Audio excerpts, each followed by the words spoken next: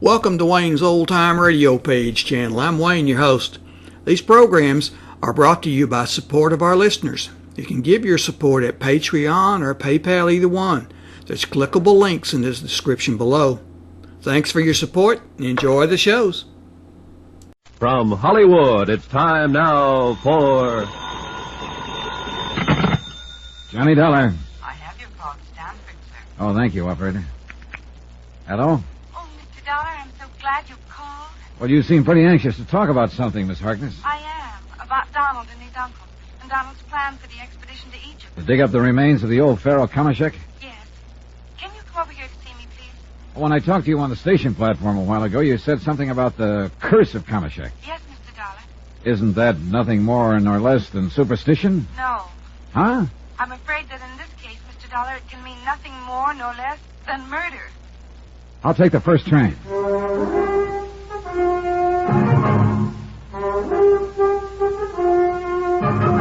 Tonight, and every weekday night, Bob Bailey in the transcribed adventures of the man with the action-packed expense account, America's fabulous freelance insurance investigator... Yours truly, Johnny Dollar.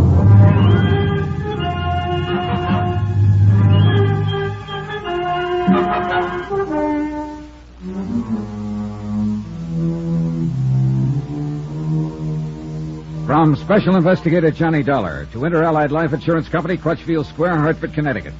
Assignment, The Curse of Kamashek Matter. Expense account continued.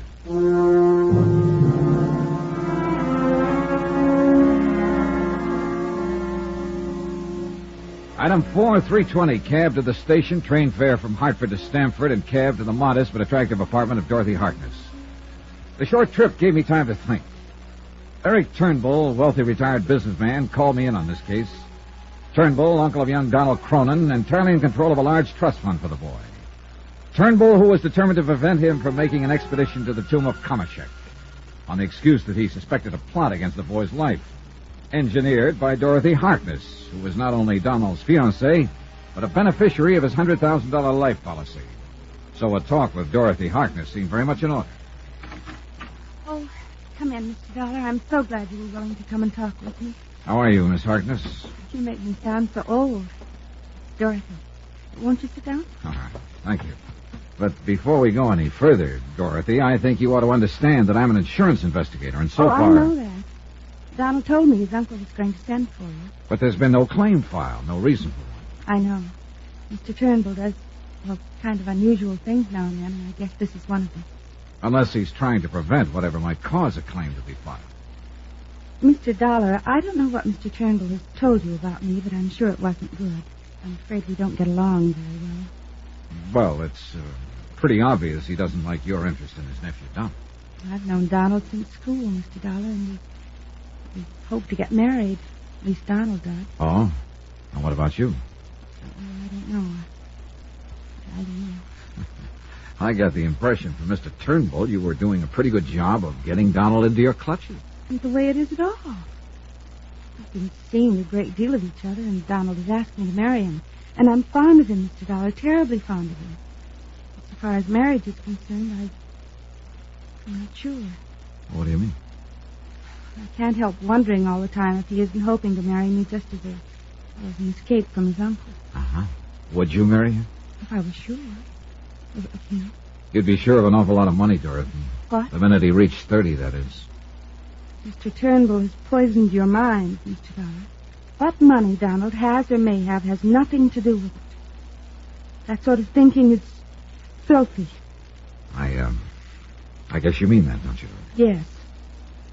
I think I've loved Donald ever since my father brought him into the museum. Your father? Yes, he's curator of archaeology. Well, how does he feel about Donald and you? His only interest in Donald is in the money, the financial support he gives the museum. Since Mother died, he's become a grasping, self-centered old man whose only interest is in the museum. I see. I don't live with him anymore. Well, then I take it he opposes any thought of your marrying Donald. He wants me to string him along for his money and scientific contributions. But Donald is making something of himself.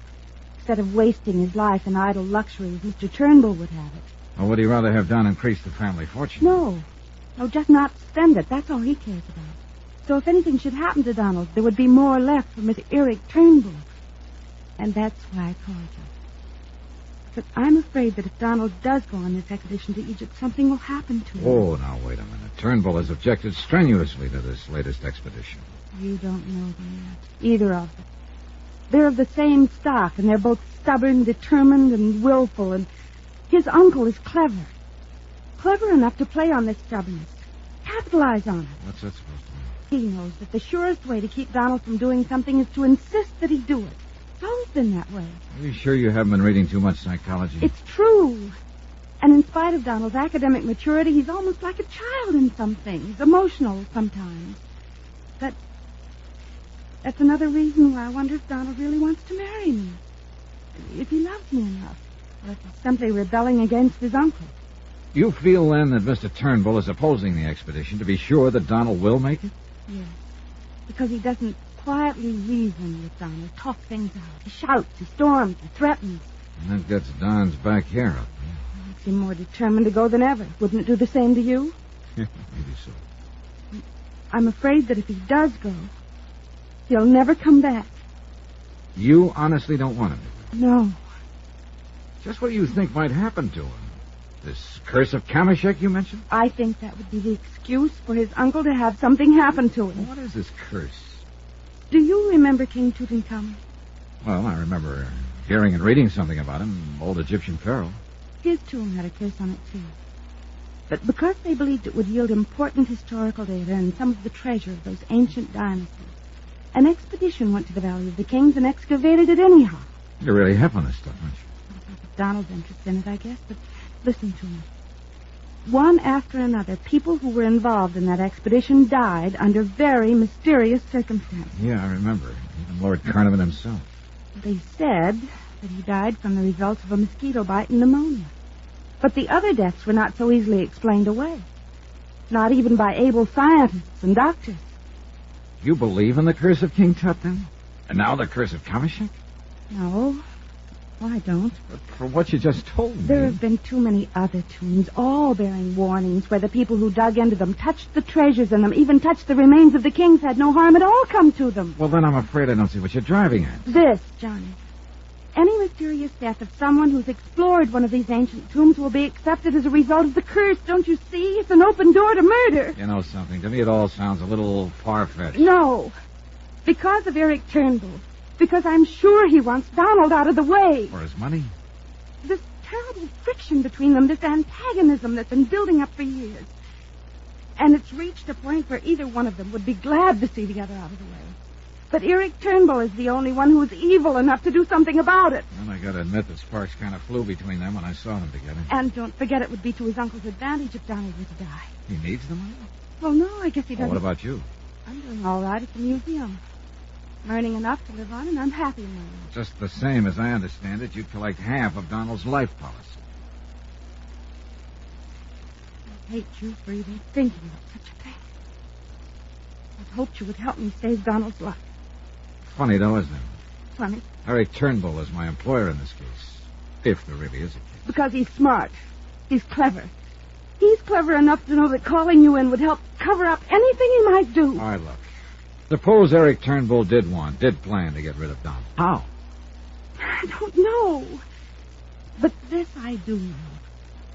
It's the thing that has scared me. On his last expedition, and he didn't realize it until afterwards, one of the men in his party, a man he'd selected himself, turned out to have been paid separately by Mr. Turnbull. Well, why not? He probably wanted somebody there to look after Donald without his knowing. Listen to me. This man caused a couple of accidents. At least they called them accidents. That could have cost Donald his life. Oh, now, Dorothy, look. No, please. no. No, I can see that you don't believe anything I've told you. Dorothy, I think you're just building up something in your imagination. You that don't believe me. But at least do this. Remember. No matter what happens. Remember what I've told you. Somebody was lying. That was a cinch. But who? And why? Unless one of them really was plotting against the life of Donald Cronin. I couldn't get it out of my head that at least Eric Turnbull didn't need whatever money would come from Donald's death. Dorothy Harkness, on the other hand, would gain what to her would be plenty. Sure, nearly $1 million would go to Turnbull. But that would mean much less to him than the $50,000 insurance would to her. Well, there seemed to be nothing more to say to her at the moment, so I left her, took a cab back to the station. That's item 5, 65 cents, and telephoned to the house on Birchbrook Road in the hope that Donald would be home and I'd have a chance to talk to him. Hello? Oh, Mr. Turnbull, this is Johnny Dollar. Oh, splendid. Where are you? Well, I'm at the station, but I was calling to try and... Splendid. Haskins will drive the car down to meet you immediately. Well, now... I knew that if you thought it over, you'd be willing to take on this case. Yeah, sure. You just wait right there. Haskins will be along in a few minutes. Goodbye.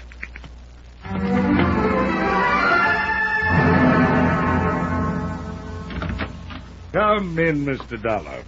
Thank you, but before we talk about this Sit down, won't you? Now, from what I've been able to learn, Donald is planning to leave for Egypt immediately. I checked with a friend at the Explorers Club in New York, where the boy's been staying these past few days. Oh, I thought he always stayed right here with you. Well, he does, except when he's preparing for an expedition. Then you are going to let him go. Well, how can I stop him without making him look foolish in the eyes of his colleagues, the museum, the universities who are so interested in his work? Yes, I have to let him go. What, with you beside him there? Oh, wait a minute. Of course, I'll expect you to be with him during the entire expedition. Well, now, look, Now, remember this, no expense is to be spared in the protection of my nephew's life.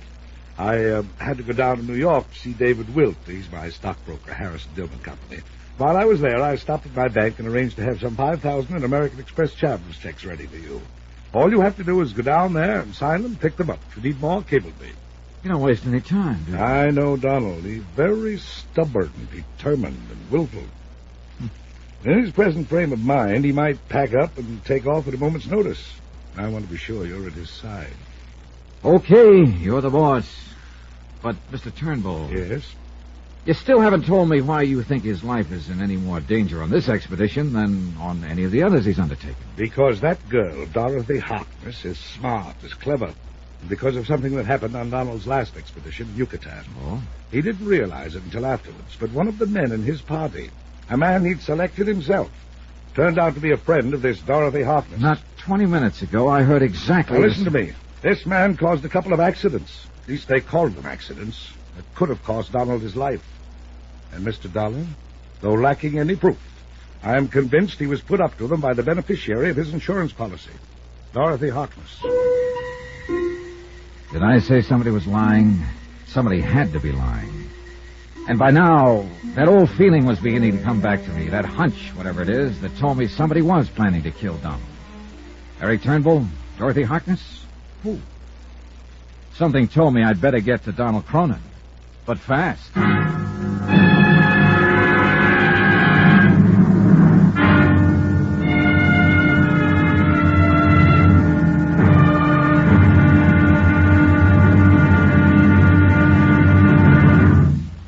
Now, here's our star to tell you about tomorrow's episode of this week's story. Tomorrow, suddenly the reason for a carefully planned murder becomes crystal clear, and a race against death becomes a race for my own life. Join us, won't you? Yours truly, Johnny Dollar.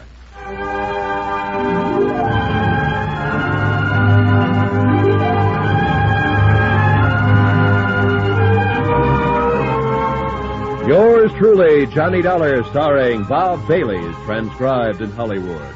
It is produced and directed by Jack Johnstone, who also wrote this week's story. Be sure to join us tomorrow night, same time and station, for the next exciting episode of Yours truly, Johnny Dollar. Roy Rowan speaking.